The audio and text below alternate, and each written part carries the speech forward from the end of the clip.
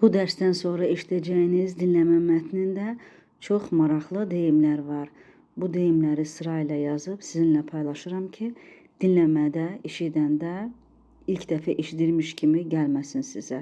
Siz artıq o dinləmədəki belə deyək, deyimlərlə tanış olmuş olasınız və mənasını da biləsiniz. There is no place like home nə deməkdir? Azərbaycan dilində belə tərcümə edə bilərik. Gəzməyə qərib ölkə, ölməyə vətən yaxşı. Ümumiyyətlə ən yaxşı yer vətəndir, evdir mənasında. Evdən yaxşı yer yoxdur. İkinci ifadə you're gonna need a bigger boat nə deməkdir? Yəni sənin hərfi tərcümə etsək sənin daha böyük bir qayğı ehtiyacın olacaq. Bu ifadə nə mənasını verir? Yəni ki, problem sənin gözlədiyindən daha böyükdür. Sən daha azını bilirsən, əslində isə problem daha böyükdür.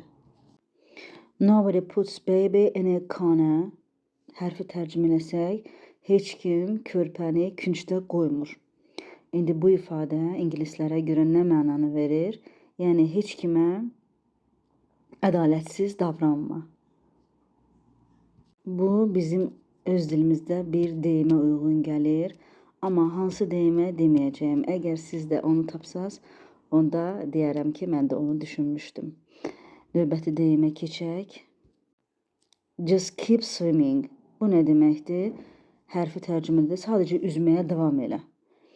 Amma əsl mənası, yəni heç nədən vazgeçmə, irəliyə get, daima irəliyə doğru get. Dayanma. Yeni bir deyim daha, show me the money. Hərfi tərcümə, yəni olduğu kimi tərcümə etsək, onda mənə pul göstər. Elə mənə pulu göstər mənasındadır. Əslində isə məna nə imiş?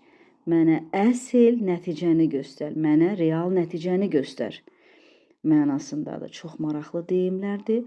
Bu deyimləri əzbər öyrənmənizi istərdim.